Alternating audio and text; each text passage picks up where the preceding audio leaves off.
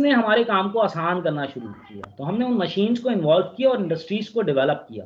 तो जब हम इंडस्ट्री को डेवलप करते थे तो हमें ये कंस्ट्रेंट सामने आता था कि एक बंदा मिसाल के तौर पर 24 घंटे मेहनत करके अगर अपने लिए अनाज उगा सकता है या 6 घंटे मेहनत करके उगा सकता है, तो हम उसे अनाज उससे कम एफर्ट में दें। वो एफर्ट इन टर्म्स ऑफ, मिसाल के तौर पर हम कहते हैं कि नहीं, जवाब में वो हमें क्या दे रहा होगा, तो उसको हम अपनी मशीन पे लगा दें कि तुम 6 घंटे हमारे साथ काम कर लो और उसके बाद तुम्हें ये चीजें मिल जाएंगी।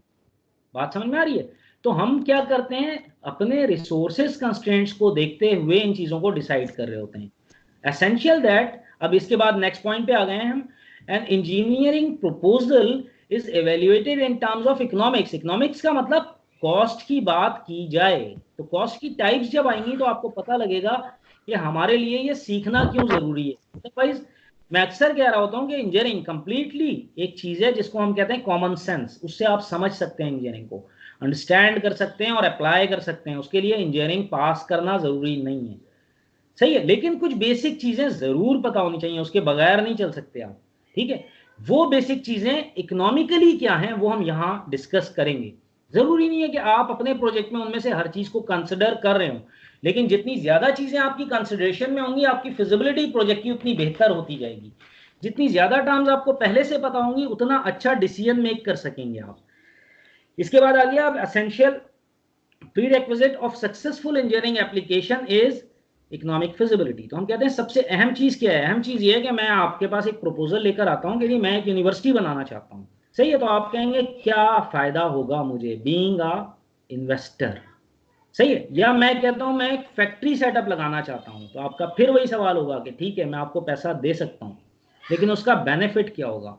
तो आप जब मुझे एक्सप्लेन करेंगे कि भाई आप इतना पैसा अगर लगाते हैं उस पर मंथली आपको इतना प्रॉफिट मिला करेगा, इतने लोग काम कर रहे होंगे, ये हो रहा होगा, ये हो रहा होगा, वो पूरी फिजिबिलिटी जब आप मेरे सामने रखते हैं प्रोजेक्ट की, तब ही मैं अंडरस्टैंड कर सकता हूं कि इज इट गुड और नॉट। बात समझ में आ रही है? इंजीनियरिंग इकोनॉमिक्स, ये क्लियर हुआ? नेक्स्ट पे आते हैं। अब यस सर। जो बातें मैं आपको बता रहा था, modern civilization depend upon large degree of engineering. Large degree क्यों? क्योंकि हम लार्ज स्केल ऑफ प्रोडक्शन पे जाना चाह रहे होते हैं, इसलिए हमारी हर चीज अब इंजीनियरिंग पे डिपेंडेंट हो गई है। Product and services such communication machines roads etcetera are results of engineering. मतलब हम मिसाल के तौर पर इनमें से कौन सी चीज ऐसी है जो हमारे लिए एसेंशियल है? रोड क्या हमारे लिए एसेंशियल हैं? मशीन्स क्या हमारे लिए, क्या कम्युनिकेशन हमारे लिए एसेंशियल है? तो हमें नजर आता है कि जब हम प्रोडक्ट को डेवलप करना चाह रहे होते हैं तो उसको डिस्ट्रीब्यूट भी तो करना होता है। अब डिस्ट्रीब्यूट करने के लिए मुझे रोड्स भी चाहिए। जब मैं डेवलप करना चाह रहा हूं तो उसके लिए सेटअप चाहिए होता है, जिसके लिए मशीन्स चाहिए, ठीक है। फिर मुझे बहुत सारे लोग चाहिए होते हैं, उसके लिए कम्युनिकेशन इंपॉर्टेंट है ना, और स्किल सेट्स इंपॉर्टेंट है। जो हम कर रहे हैं इस वक्त, हम क्या कर रहे हैं, हम कोई स्किल सेट अपने अंदर डेवलप कर रहे हैं which could help us to do something और participate in the world. Getting the point? Production is through of engineering. कि हम कह रहे हैं प्रोडक्शन हम क्या कर रहे होते हैं, इंजीनियरिंग के थ्रू ही कर रहे होते हैं। Agree? Jobs and skill development, उसके बाद क्या होता है, इससे स्किल डेवलपमेंट होगी तो आपको स्किल की बेस पे जॉब मिलेगी, अदरवाइज नहीं मिलेगी। ये स्किल है, ये स्किल है, ये स्किल है। जॉब्स एंड स्किल, ठीक है sir. Sorry, God. Job and skill development, सही है ना, कि आपको जॉब सिर्फ आपकी स्किल के पैसे कोई दे रहा होता है। मैं हमेशा स्टूडेंट्स को समझाता हूं कि भाई एक बात याद रखो कि आप नौकरी मांगने जाओगे आपको कोई नहीं देगा। आप अगर अपना पार्ट बताओगे कि I can do this for you, तो वो कहेगा अच्छा I can pay you this for it. बात समझ रहे हैं? तो आपको कुछ आना चाहिए तब कोई आपसे आपका कंट्रीब्यूशन मांगेगा, अदरवाइज उसे कोई जरूरत नहीं है। जो हम कहते हैं कि जी नए जब हम फ्रेश होते हैं तो हमारे लिए ये प्रॉब्लम होती है जॉब की। रीजन क्या होता है, हमारी स्किल नहीं होती उस वक्त। तो अगर हम अपनी इंजीनियरिंग के साथ साथ ही अपने अंदर स्किल्स डेवलप करना शुरू करें तो वो हमारे लिए बहुत फायदेमंद हो जाता है, और फिर क्या होता है, हम नीड बन जाते हैं किसी की भी।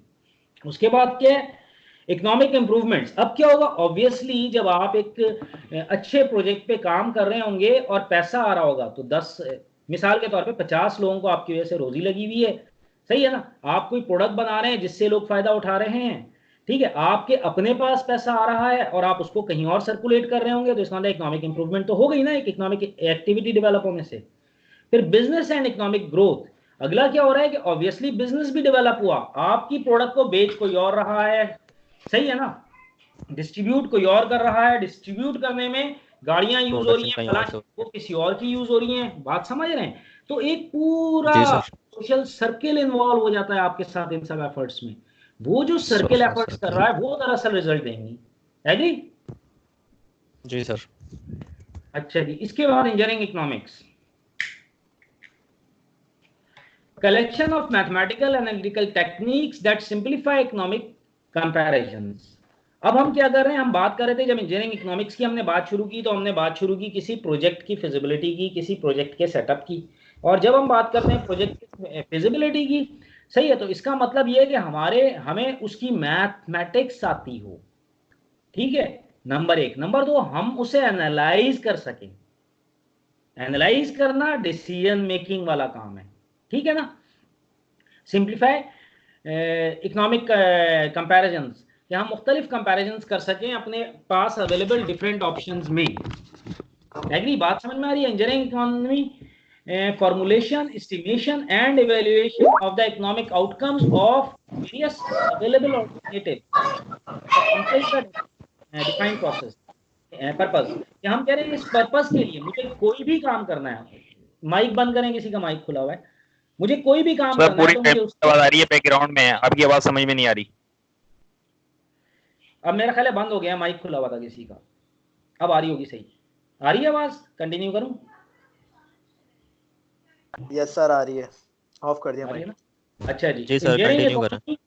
हाँ, इंजीनियरिंग इकोनॉमी हम क्या कह रहे हैं, फॉर्मुलेशन, सही है। पहले हमने फॉर्मुलेट करना है किसी भी चीज को। फॉर्मुलेशन से क्या मुराद है, हम फिजिबिलिटी बनाएंगे मिसाल के तौर पे, और उस फिजिबिलिटी में क्या क्या चीजें शामिल होंगी। फॉर्मुलेशन से मुराद क्या है कि हमने पहले एक डिसीजन लिया कि फला चीज बनाना चाहते हैं, सही है, उसका एस्टिमेशन किया, उसको एवेल्युएट किया कि इसके क्या फायदे होंगे, इकोनॉमिक आउटकम क्या होगा। ऑब्वियसली मैंने आपको बताया, हम चाहे जितनी भी बातें कर लें, हमारी हर चीज, हमारी जिंदगी की हर चीज पैसे के पीछे घूमती है। पैसे से क्या मुराद है? पैसे से मुराद ये है कि आपकी बाइंग पावर डिफाइन करती है what you are getting in your life, यानी लाइफ स्टैंडर्ड पैसे से मुराद। मतलब इसको अगर हम नेगेटिव ना भी लें तो मैंने खाना क्या है, मैंने पहनना क्या है, ये सारा कुछ पैसे पे डिपेंडेंट है ना। इसका मतलब सारी इकोनॉमी पे ही डिपेंडेंट है चीजें।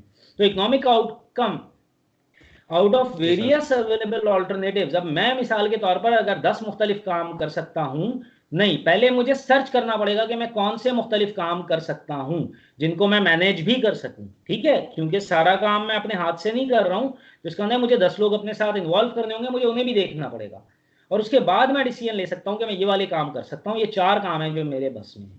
और उसके बाद वेरियस अवेलेबल ऑल्टरनेटिव्स में से मैं एक डिफाइंड पर्पस को अकम्प्लिश करने की कोशिश करूं, that is engineering economics.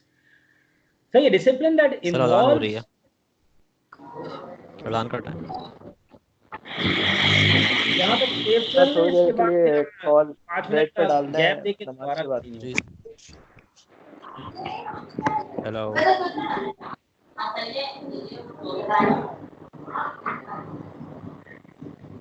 Hello. Continue करें डाउट क्लास को। 5 मिनट का गैप देते हैं, अजान हो जाए। ठीक,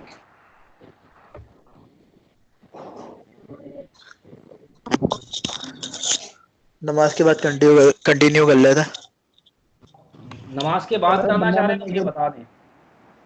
यस सर, नमाज के बाद कंटिन्यू कर लें। 10 मिनट का सर ब्रेक ले लें। 6:47 हो रहे हैं मेरी घड़ी में, जी सर, हमारी गाड़ी में भी यही हो रहा है ना, तो बस 7 बजे है। जी वापस आ सर। जाए, ठीक है। ओके, ठीक है सर। ठीक है सर। ठीक है सर, अल्लाह हाफिज़। अल्लाह हाफिज़। ओके सर, 7 बजे वापस आ जाओ। Okay sir, thank you.